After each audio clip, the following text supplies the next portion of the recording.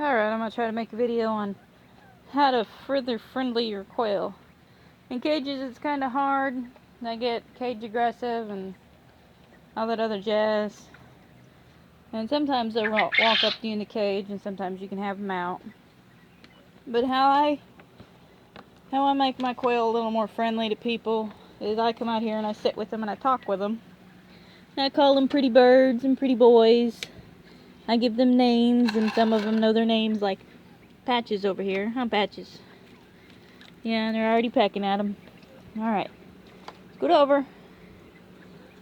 Okay. This one down here is, well, you can't see her. That's the infamous Fauna. The Flora's around here somewhere, her twin. And I tried giving them boonworms, which are basically soldier fly larvae. But as being the dry form, it's too big for their faces. So they would prefer the mealworms, because even though they're longer, they're not as fat. And I don't have very much left, so. Now these new ones, these guys have always been mealworms. Sorry for the darkness, it's like cloudy day, raining, but it's still a nice day. I'm just gonna go ahead and just give them the dust on that one. Just like that.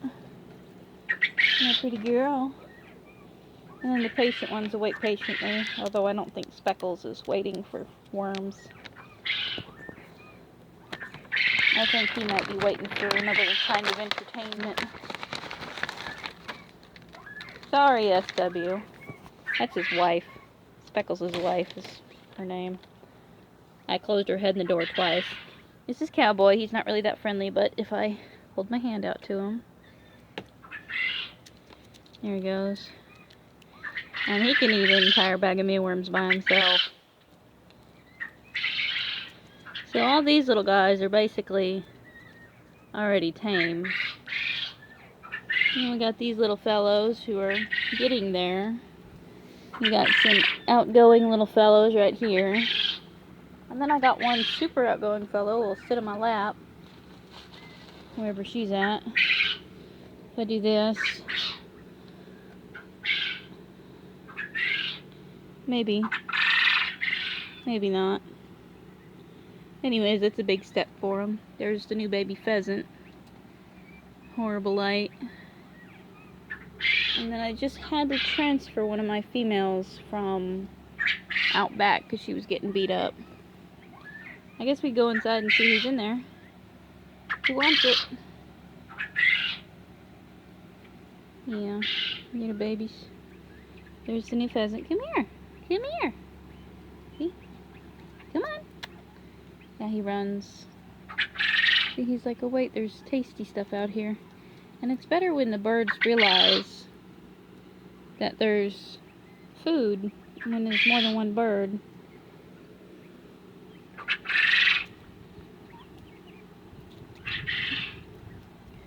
Yeah, there's the other pheasant. I'm calling him Creek because he's got a crooked toe. I was hoping that he was a girl, but it turns out he's a boy. So I'm having too many boys running the pack right now. And it's starting to mist again. Oh, calm down. Ouch, that's a finger. Get them overzealous about eating the mealworms. Yes. Have to go to Walmart and get more. You're really not supposed to feed them that much, because quail have a high metabolism as it is, but it can also make them fatty, and then you'll also, if you feed them the mealworms, you'll have to worm them. There's beloved Tito. Poor guy, he's blind. He's a bat, so he's miserable all the time. I'm seriously thinking about killing him. Come here, sweet pea. Come here, Marguerite. You want some? Marguerite. Come here, Marguerite. Come here. And she pooped. I think, you know, they're scared or they're happy as they poop. No? Do I put some in here? Okay, you're fine, Marguerite. She's the one that I brought in from out back. I don't know what these guys are doing, but they're doing it. I'll give them some. And I guess we'll go back out front and see how much they've rated. You okay, buddy? Yeah, he's always in one spot or the other because he's not very visual. Don't poop on my board, Bob. This is Bob. You probably know Bob. He's an ornery little sucker. So, this right here, probably out of the country, probably when you're not maybe in the farmlands, you might not be able to find them. You want it?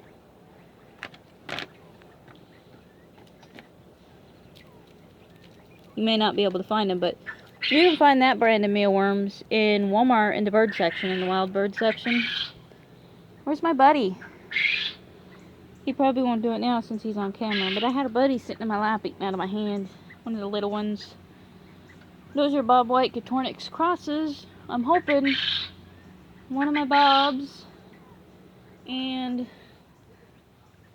this fellow over here, right there, Ham, yeah, crossed with one of my Bob Whites, and either one or all of them have them in them, because they have white on them and they got the telltale sign of the pinstriping on the fronts of them. So I always thought that when they crossed they'd make like a Tennessee Red, but I guess it was kind of stupid because Tennessee Reds have been around for a long time and they've been bred and made to look like what they look like today, just like any animal. What are you pecking at? Eggs? Just the bag in general? Yeah, let me see that. Oh, I'm sorry. Grabbed Missy on accident. Look at that. Look at that. You don't want that. All the birds. So basically, you want to make them happy. Ladies, hey. We're fighting for whatever reason. There's Cowboy. He's not that friendly. But if I give him worms, he's friendly. It's like anybody else. You give him a cupcake, and it's like, they'll be your best friend as long as you have cupcakes. Ouch. Watch your face. And then when they get out, he'll come running for mealworms if he gets out. I try to let him out, but now he just takes off running to the wayside. If you just sit around and talk to them, they'll become your best friend. I think the mealworms really make them your best friend. Because this little girl is only my best friend if I have mealworms. There's some nice hanky-panky going on over there with Speckles. Yeah, you get yourself some, Speckles. That's Speckles' wife. You can't really see any of this. I try to turn the lamp on. Probably will cut the video off. Yeah, I'm not gonna do that. So basically, you come in and you talk to your birds. Quail aren't really pick-upable friendly, but they'll peck your feet. Yeah. You start feeding them mealworms too much, though, and they'll get a little spoiled and not listen to you. So you gotta find an even amount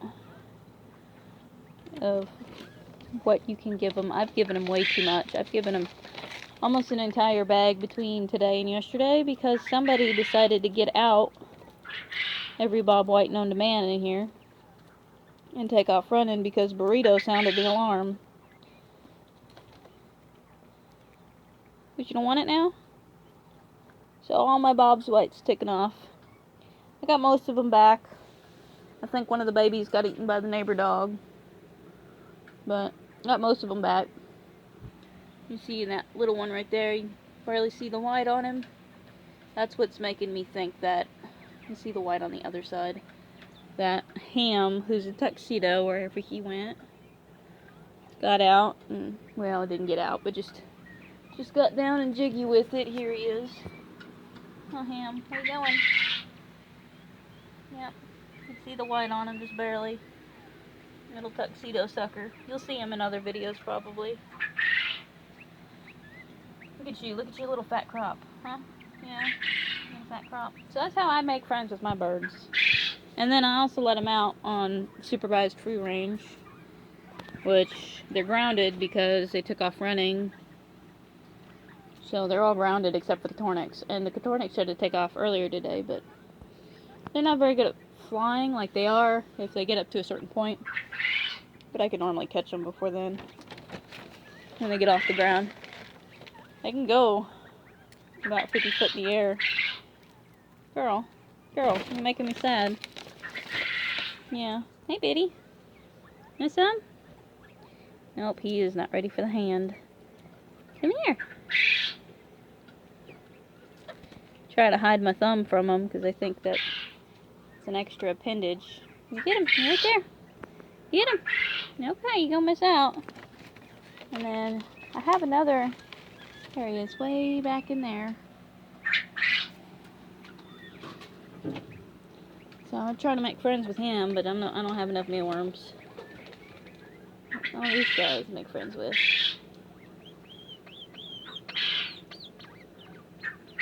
All these little babies. Yeah. I don't care if you touch them. I don't want to say this too early and jinx myself, but I think these bobwhite crosses, which somebody told me are called bobbirds, are actually really friendly. They're friendlier than regular bobwhite, but then maybe that's just because they're babies and you don't know that I'm going to try to eat them later.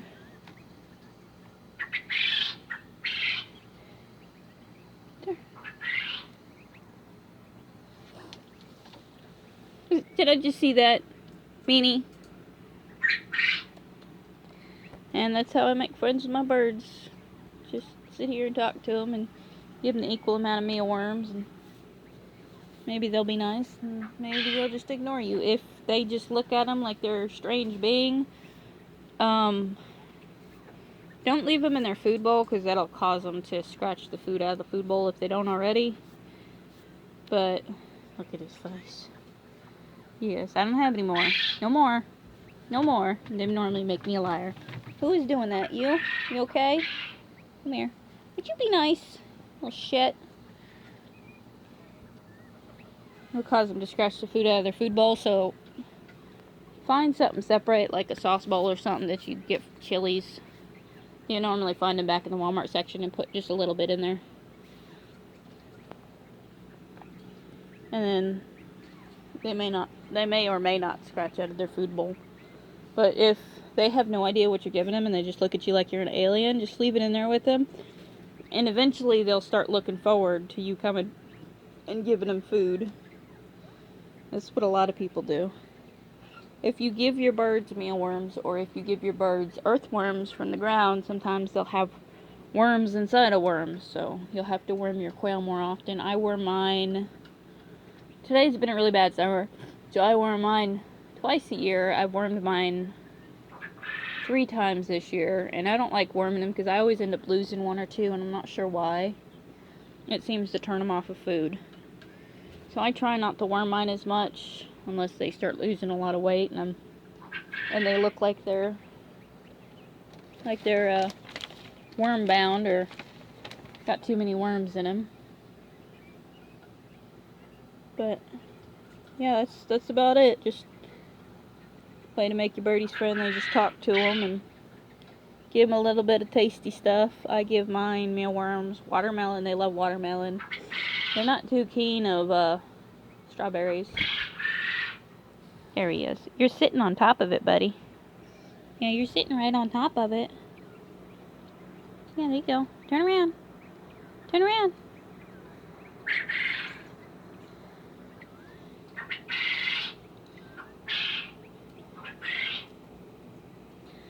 So, yeah, watermelon. They love fresh cut grass. They love sand. They love lettuce. But I don't give mine the.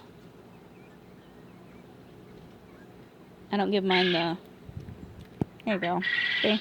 Little ones tend to be a little friendlier. I don't give mine the iceberg lettuce because it tears up your intestines. So they normally get the fancier lettuce. I give them the iceberg when it's on sale in like taco form. You're standing on it, buddy. No, they're not too smart. No, but that's basically how. And some people have trained their quail to do tricks. I had a few trick quail before in the past, but it takes a special quail to do tricks, I've learned. Oh, you missed. Yeah, it takes a special quail to do tricks. So, I had one named Ruby. She's a bobwhite. She used to win prizes upon prizes. And then I had one named, it's another fawn. I named her, I don't remember her name, but I'll just leave a mess over here. But she would also win prizes. And then I had one named Igor, and he would win prizes. I would take them to shows, like pet shows, costume contests, stuff like that. And they would normally win judge's favorite or best in show or most unusual. And then I had one other prize that they won, and I can't remember what it was, but I got a trophy for it. They just now started crowing. I slaughtered a bunch of them, and I don't know if it was slaughter that caused them to stop crowing or if it was just the plain heat, but as you can hear now, they started crowing again. Yeah, but that's how you make friends, huh? Yeah. I don't have any more. That's all I got. Yeah, you want the dust? Better hurry up, because I'm about to pour it out. There you go, come get it. Get it, Beebs. Says BB. She'll actually sit on the other quail's face, as you can see what she's doing now. See? She'll just sit on everybody's face and block everybody from getting in. Yeah, babies. Come on, bud, you gotta get in there. And then Burrito in the back, he'll actually pick quail up and throw them if you're not careful. I had him trained to sit on stones. So that stone, or the one I'm sitting on now, I had him trained to, this was his space where he would eat.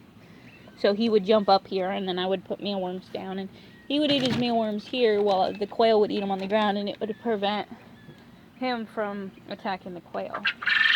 That's all there is, bud. I guess there's a few up there. There's one right here. One right here. Right here. There you go. Good boy. So, they're pretty smart. Smart little birds. I'll probably get them some more mealworms tomorrow. Went through an entire bag yesterday trying to coax them back in the yard. Which worked for some, and then every time somebody come back and I get them in here, I'd give them some mealworms. I guess that's about it for these guys. But gentle talking and mealworms. Doesn't matter the brand, really. Each store holds different brands. Each store has different prices. You can have your own mealworm farm, which would be cheaper, but I couldn't have mealworms where I'm at because I'm not allowed animals in the house. And I don't think the manager would have liked mealworms in the house. So I bought mealworms from the store. They're cheaper than the live mealworms. And they're cheaper than the chicken mealworms. So if you go to like farm to market, normally like a 30-pound bag, probably not even that. Anyways, a big bag is around 40 or 50 bucks. That bag that I have is $10.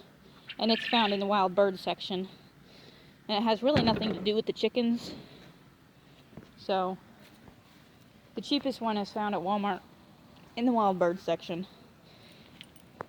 And it basically sells as mealworms. There's a small bag for $6 something, and then there's a large bag for $9. And that's the bag that I get. And basically, depending on how many quail you give, the recommended amount is 3 worms per bird. But I just throw a handful in there, and whoever gets what gets what. So, but I throw a couple handfuls in there, and it helps them out with the protein. And the Boone worms, if they would have ate them, were high in calcium, so they would help with the calcium. But the Boone worms were too big. They were too fat. Normally, soldier fly larvae lay in end of spring, start of summer. So you'd be able to get them during that time. But as larva form, they can procreate in the poo, but like I said, they can get worms and worms, so you leave a vegetable garden, have a compost pile, you might be able to find them in that. But that's what I give my worms, or give my birds, and then I talk to them and I try to be their friends, which isn't really possible with some quail. And well, that's about it for these guys. I'll make another video sooner or later. Sometimes I forget. I'm not. Hopefully, if we move to a bigger house with more land, I can get them, I want 100 by 20 foot run. But I kind of want to have it like 2 separate runs so that when they run out of grass in one, I can switch them over to the other. Kind of like horses. And then, but right now we're kind of in a balance. Either I'm going to kill and eat them all, I'm going to give them away, or I'm going to move them. It really depends. Like, we're kind of at a balance right now of where the birds are going to go. I ain't even collecting the eggs anymore. They're laying them. I just am not collecting them because I'm not incubating eggs. And the pheasants have stopped laying. It's almost fall now, so the days are getting shorter. Like today, it's been nothing but cloudy. And then I have a light in there for them, so the light's on 24/7. It seems like they feel safer with the light in there. They won't even run into the mews without it at night. Days are getting shorter, they're getting cooler, so I normally leave them out. And then in the summertime, it gets too hot to put them up because it gets like 110 at night in there. So I'll leave them out during the summer, and then when winter time comes, I'll start putting them back up. So that's about it for my birds.